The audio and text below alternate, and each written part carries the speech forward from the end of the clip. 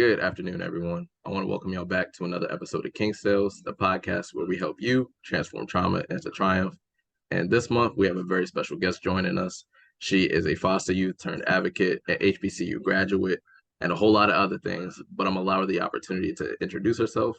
Angel, you have the floor. Hi guys, I'm Angel. Like he already told you guys, I am a HBCU graduate. Actually, spring of this year, I majored in political science.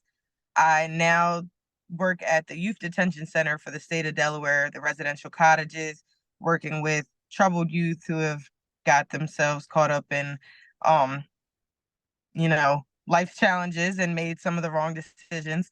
I now take the majority of my time to not only work with my kids to help them make better decisions, but also advocate for youth who have been in the foster care system, adopted, and also dealing with different mental health challenges like I do. Hey, see, I told y'all she would do a better job. So, Angel, let's start with our theme for the month, which is adoption and foster care awareness. So you're familiar with being both in the foster system, but also, getting adopted. So what were your experiences like in your childhood with, being partially in the foster care system to being adopted and, the whole dynamic with your adopted family? Yeah, my childhood it was an interesting one. I was born into a family like my parents were using drugs, their fair share of issues. My birth mother, she suffered from a lot of different mental health challenges and things like that, which now I have been able to come to terms with and realize. But back then, they were heavy drug users, and I have three. I have three sisters. Yeah, I have three sisters and one brother. So there was five of us, and they just couldn't get their stuff together. There were so many reports for years on top of years where like CPS was showing up. They were like taking us away. They were putting us into foster care, giving us back, and it was like a repeated cycle until they were just eventually like, "All right, you guys just can't take care of five kids." So eventually we were taken away finally roughly around 2006, I believe, and placed into the foster system for the last time. I think this was might have been like the third time we were put in foster care.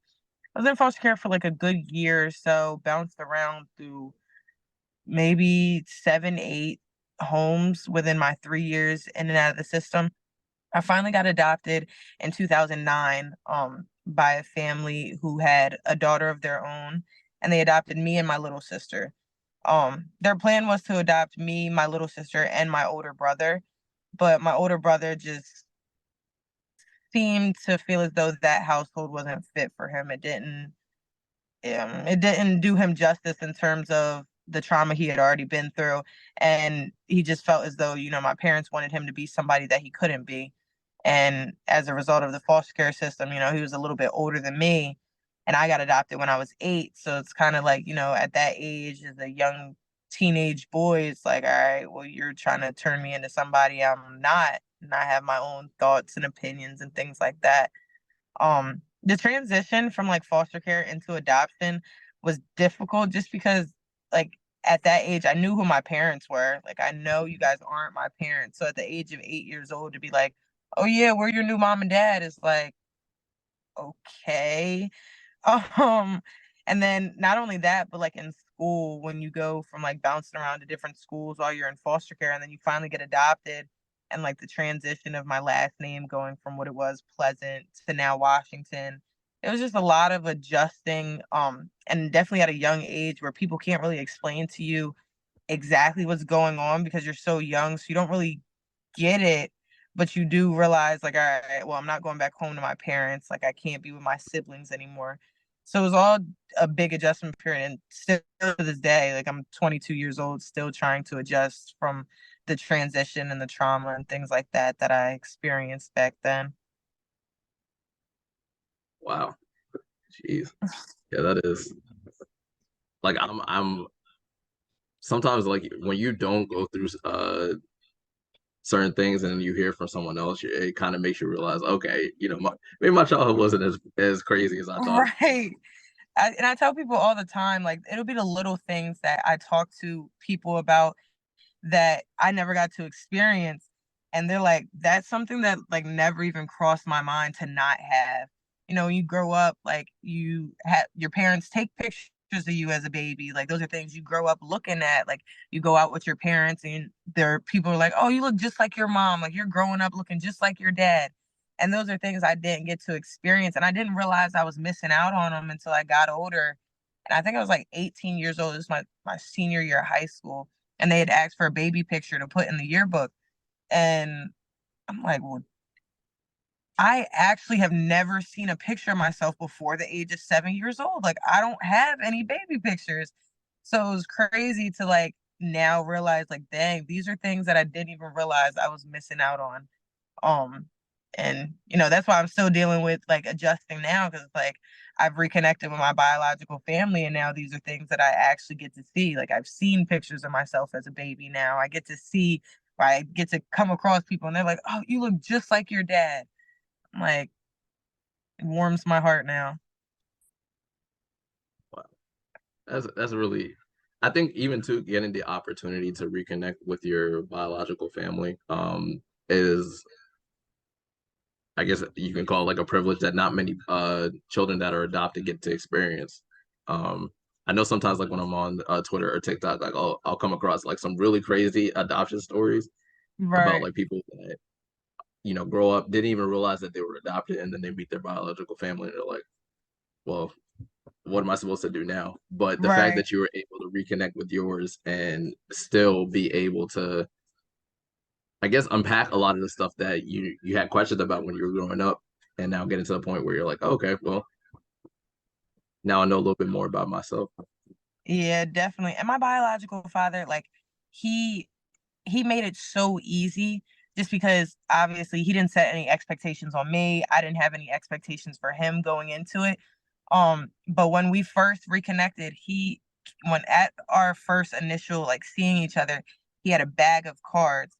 Um, and literally like he made a card for me every single year that he wasn't with me for my birthday, for Christmas, for Easter. So he made it so easy knowing like, all right, for the last 15 years, like I haven't heard from you, I haven't seen you, but you never stopped thinking about me. You never stopped you know, wishing that I was back in your life. Cause those are thoughts that go through your mind like consistently when you're adopted, like, dang, I'm not talking to my biological family. Like, are they okay? Are they thinking about me? Do they want me back in their life, as much as I'm missing them? So for that initial visit, like I still have that bag of cards to this day. I go back and read it frequently, like how much he was writing each year. He has a date on each one of them. Like he made it so easy to, and he turned his life around. Like as much as he messed up back then, he's trying to make up for it now. So the only thing I can do is give him a second chance to do that. Wow. Hey, yo, you about to make me tear up over here. So, with your specific situation, like, sometimes even though we go through the experiences that we've gone through, we'll end up in career fields where we're not doing what we've been through. But at what point, like whether it was your teen years or like even when you got to college, at one point did you realize that okay, I can maybe utilize what I've been through to help someone else that's going through similar things? I think it really hit me partially my senior year of high school, but once COVID hit, it really hit me. Like if you would have asked anybody who met me before college, they'd been like, Angel is not going to speak on anything she's been through. Like, I wouldn't tell anybody anything. Like, for the longest, I didn't even tell people I was adopted. Like, me and my parents' biological daughter were the same age. Like, her birthday's 4 months before mine's. But we would literally like people would think we were twins because I would Mhm. never speak on it because I was so ashamed of being adopted. Like, oh, your parents were using drugs, like, they couldn't keep you and stuff like that. Like it was so embarrassing. And growing up in the foster care system is like nothing. Well, now I'll brag about it all day long. But back then it was nothing to brag about because like, all right, well, you grew up like not having your family. It's it was a sad case, but I really connected with my high school guidance counselor my senior year of high school. And any chance I got, I was getting out of class and I was going and talking to her. And I realized like people actually cared to sit and listen to, the things I'd gone through and actually cared to help me manage and get through them. So she really like played a big role in me deciding like, all right, when I go to college, I want to help kids who have been in my situation in some way capacity, but I didn't know how.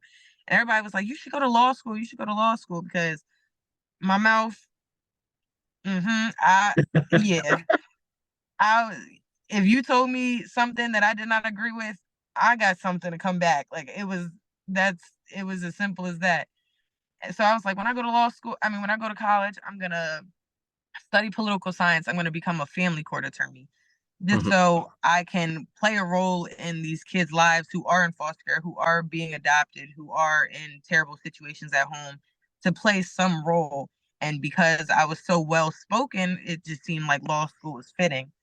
And then college came around and COVID hit. And I was like, dang, like I'm cheating like never before. Everything is online.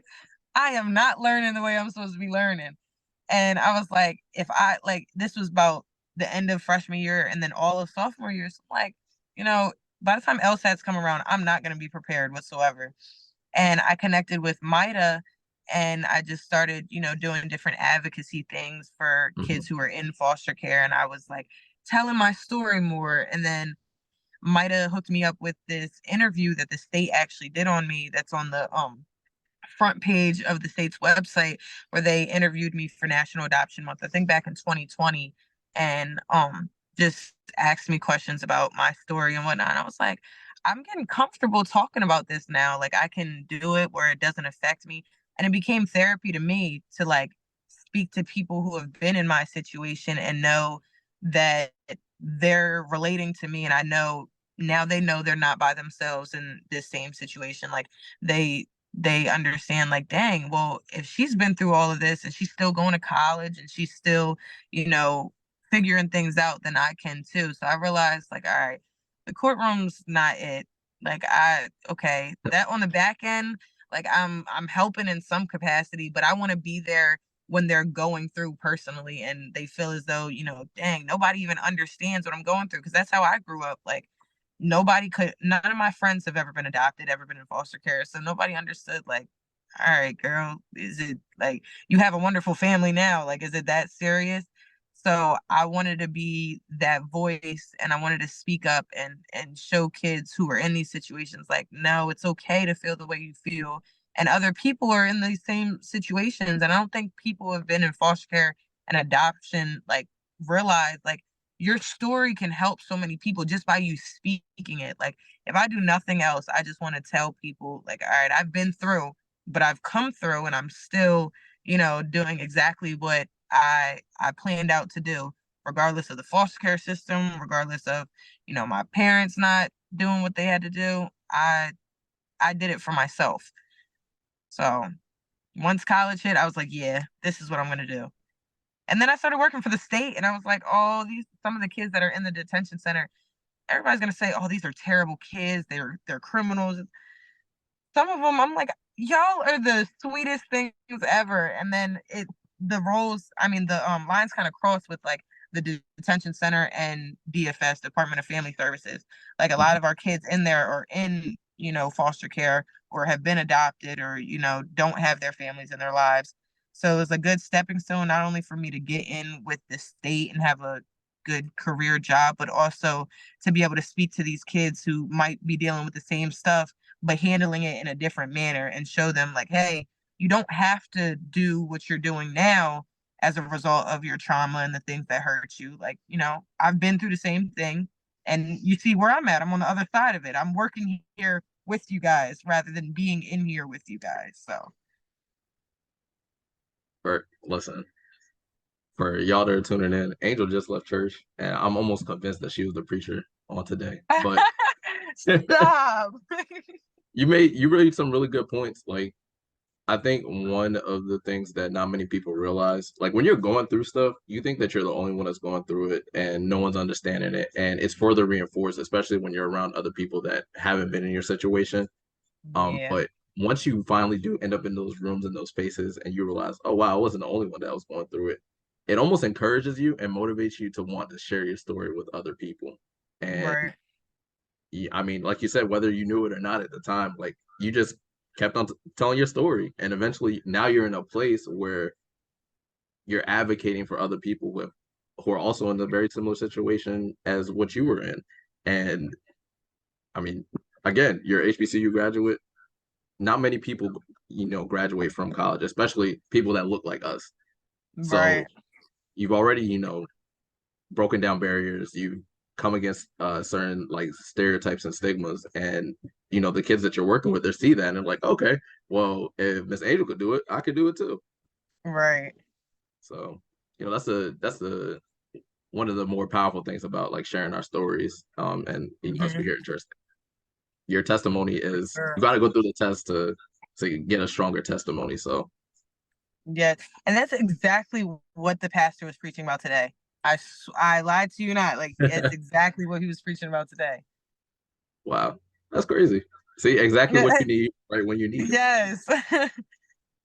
So, when I was doing like some research and stuff, I didn't realize how many children and youth were like in foster care. But there was an article that was published on childwelfare.gov and says there's over 391,000 children and youth in foster care. And for those that are in there, mental and behavioral health is the largest unmet health need for these children and teens. And I know that before we started the interview, you shared a little bit about things some of the challenges that you've had with navigating like your own mental health, Mhm. but like just based off of whether your own personal experiences or what you've witnessed at work, whatever you feel comfortable sharing with, like what has probably been one of the biggest challenges that you've seen with tackling your mental health. Um, so personally, my biggest challenge honestly was the feeling of, abandonment and rejection. Mm, Obviously, my biological parents made some terrible choices, and as a result all of us kids had to deal with the fallout from it. And I was dealing with a lot of, rejection and abandonment issues before I even knew that that's what I was dealing with. And it didn't come to my realization honestly until these last couple years, because college, whether you had the perfect childhood or not, college is going to test you. And my college years were honestly like, college is supposed to be the best 4 years of your life. College was honestly the worst 4 years of my life. I went through hell and back during college because I was really like finding myself. And in finding yourself, you really got to fall apart before you put yourself back together. And these last couple years, actually, just like I said, I didn't used to talk about anything. And these last couple years, I kind of reverted back to that. I was actually suicidal for the last 2 years, mm, and nobody knew. And I honestly, like, still to this day, a lot of people don't know. I just now like started telling, my family, my friends, and things like that. But it was so bad to the point where like I was cutting my wrist just trying to get like the courage to cut deep enough to be like, all right, just forget this and take myself out. And wow. I realized now that, my adoptive family has actually kicked me out like 2 weeks after graduation. So that was that. But I realize now, like, as hard as it was to sit and like deal with the thoughts of not wanting to be here and whatnot, what's come out of it has been so much greater. Like I've since everything has happened, I've literally started a job for the state. I've bought my own car. Like I've graduated college. So tackling it in the moment to feel like, dang, like nobody even notices that I'm hurting. Nobody knows what I'm going through. Again, nobody can understand. Nobody can help me with it. Was my biggest like struggle with my mental health. Like, dang, even if I do tell somebody, like, what are they gonna do? Who's Mm, gonna be able to help me? So it got to the point where like the last day before my parents kicked me out. Like we had gotten into a little argument, and I told them, I'm like, I'm at my lowest. Like, I don't want to be here. And at that very moment, both my adoptive mother and my adoptive father turned their backs on me, kicked me out. And I was like, this is it. Like, this is my last straw. There's nothing else I can do. Like, I told them I'm at my lowest. Just let it go. Give up, Angel. And obviously something in the back of my head, I am religious, so God's in the back of my head, like, no, just you got to keep going. You got to show them that they're not going to be able to break you that easily. And I kept it pushing. I worked my behind off, and now I'm here, and I can look back and I can be like, dang, my mental health's not perfect. I'm still struggling, but I can look back and be like, all right, if I can get through being at my lowest and everybody turning their back on me, there's nothing that's gonna hold me back now.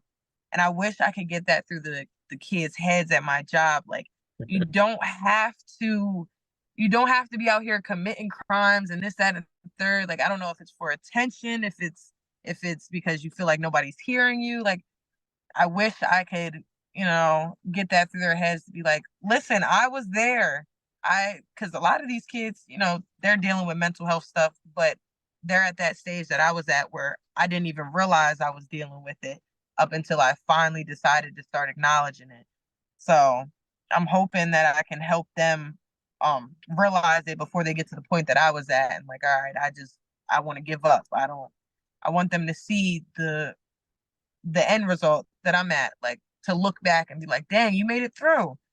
It wasn't that bad. Like, all you had to do was keep pushing, keep trying. Um, but yeah, mental health is definitely like the biggest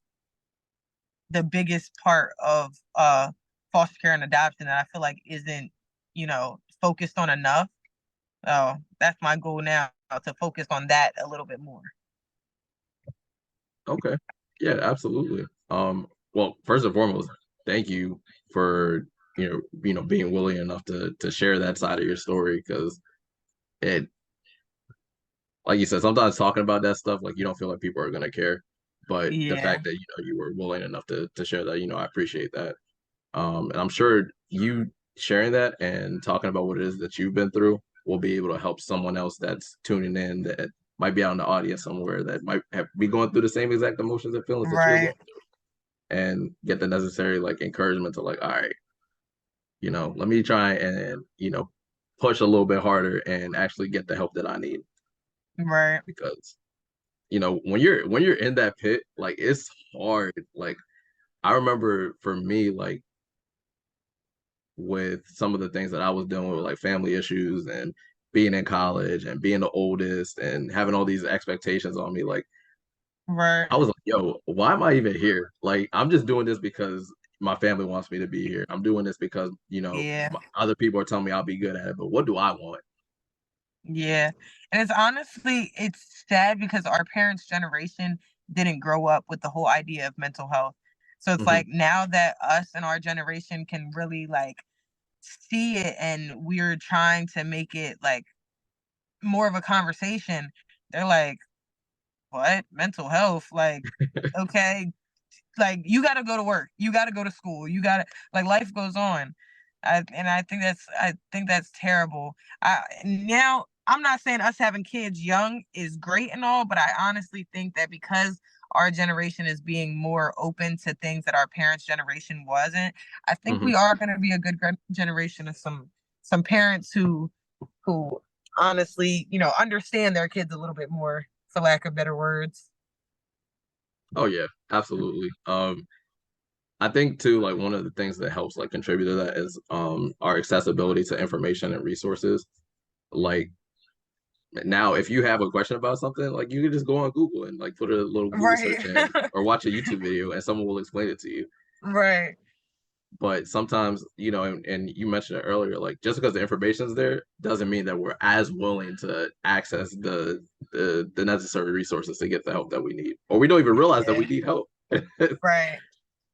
I think the biggest thing is honestly realization. Like we have all these feelings, but nobody really knows like what those feelings are until now it's gotten to the point where it's so bad, and it's like, dang, like I thought this was just, oh, I thought that situation was just weighing on me a little bit. Like, all right, I'll get past that. But then once it's like situation after situation after situation, then it's like, dang, well, if I would have realized it back then when the first situation happened, maybe I could have prevented all the, uh, We're thankful to be here now, right? right. Yeah, yes, like we have to go through those things in order to get where we are now. Because sometimes I'll look back, I'm like, dang, I wish I knew this like 3 or 4 years ago. But Yes. sometimes, and this is like something that I'm learning too, like God will withhold certain things from us because we'll squander the blessing if He gives it to us like right then and there. Right. So if sometimes we have to go through those things because it matures us, it allows us to grow a little bit more patient and realize like, okay, I'm appreciative of what I is that I got right now. And then once you have that mindset and that perspective, like when moving forward, you're like, all right, Right. I might be going through it, but there's something better on the other side. Like I just gotta continue to keep Definitely. pushing. Yep. So um outside of, we talked about mental health, we talked about your experience with adoption, we talked about your job with like your future goals and like aspirations. Like what do you see yourself doing? Like do you see yourself like opening a nonprofit? Do you see yourself continue to keep working for the state? Like what's the end goal for Angel? So I always said that my end goal was if I had my ideal career path, if Hmm. I could do anything that I wanted to do and like forget the idea of making money, forget like if I could just do what I wanted to do, I would literally just travel the world speaking at different conferences, speaking with different kids, adults, parents who want to adopt kids, kids who have been adopted, kids who are in the foster care system, and just talk to them like I'm talking to you right now. Like just have a conversation with all different types of people and share my story and my experiences and hope that somewhere, somehow I touch somebody to help inspire them in some way. I actually started writing a book where about my adoption story, my foster care experience, like everything I had been through, just from my point of view. And I say all the time, like I want to change the process of adoption. Hmm. Nobody says that because everybody's focused on the foster care aspect. But adoption is like once you get adopted, the state's like, all right, well, have fun in your new family. And they kind of just leave you alone. Now I do have like different benefits from the state, like Medicaid and stuff like that. Cool. But just like we were talking about earlier, like once I got adopted, it was no longer mandatory for me to go to therapy. Like certain Hmm. things weren't mandatory anymore. So it was like, all right, well, why I just got adopted and nobody's no longer paying attention to me as they were when I was in the state's custody of foster care.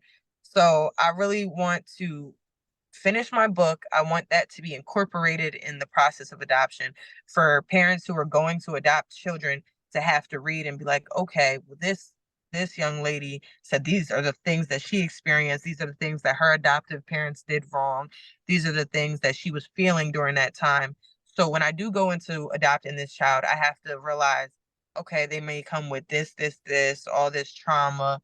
And I should and should not do the things that she mentioned in here. Not saying that this is everybody's adoption experience and things like that, but I just feel as though no one can know how to handle a kid in our situation besides someone who's been in our situation.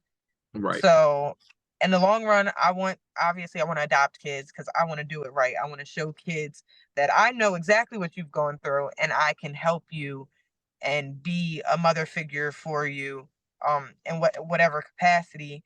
And I just want to travel the world. I want to write my book. I want to sell my book. I want to talk to people and just inspire and touch anybody I can. Ideally.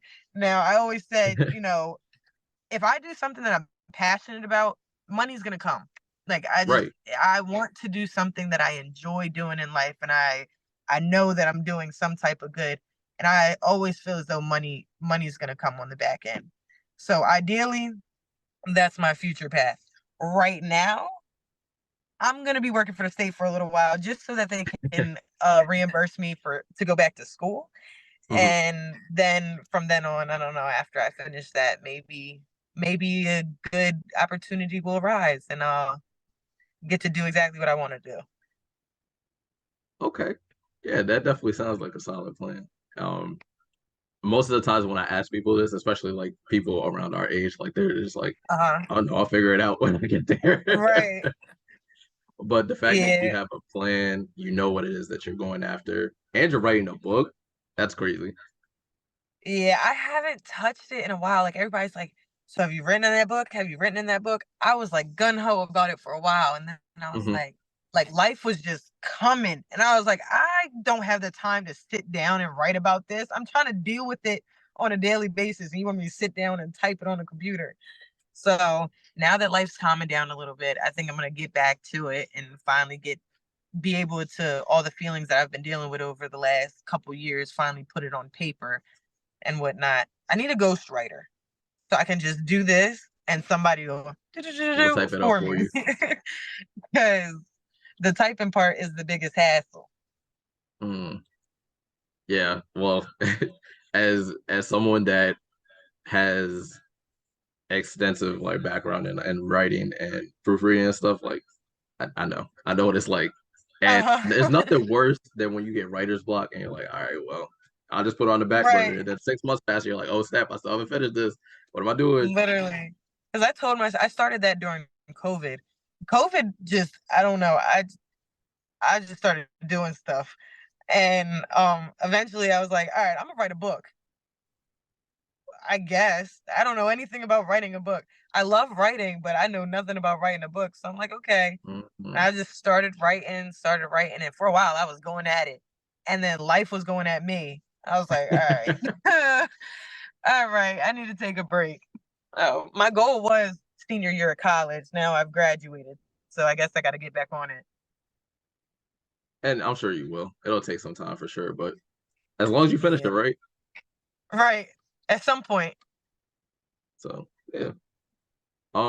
When I was talking to Makai initially about doing this interview, he had mentioned that you had done something right before graduation. I think he said that you were a keynote speaker at one of the events that was going on. So this is the part of the mental health advocacy thing I've been doing. So um and I think it was shortly after graduation. So it was maybe like June, July or so. Okay. We had this uh small conference kind of at DSU, and it had like the governor's wife, a few like different federal and state officials there. And they were honestly just hearing us all out, like hearing all of our different experiences and using that to create some type of group that can make mental health more of a conversation in the state of Delaware for our youth. Mhm. So as a result of that, like I got up there and this was my first time like speaking in front of anybody like publicly. And Maida was like, you can create a presentation and everything. And I was like, I don't even know how, like, I don't know. I'm talking about myself. How do you create a presentation about that? So I got up there. I was like, Maida, I'm just going to talk. And I started talking and I told everybody my story and how I was dealing with my mental health and everything.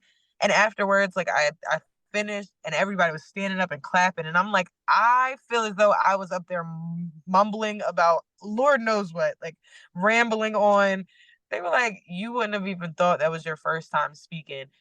But it gave me the opportunity, like I said before, like it was like therapy to me just to be able to get everything off of my chest for the first time, Mhm. and also like do it for a good cause, to speak to people who are in higher positions of power, to show them like I'm a living experience of kids who are all around our age dealing with these mental health things, and nobody's even speaking up about it. So if they're not going to speak up, I'll speak up for all of us. And we need more resources, we need more things that are going to acknowledge that kids are struggling with their mental health, and they need some guidance. They need someone to be the voice for them. So I did that, and now we're in the process of forming this whole organization in Delaware now on behalf of youth who are dealing with mental health issues.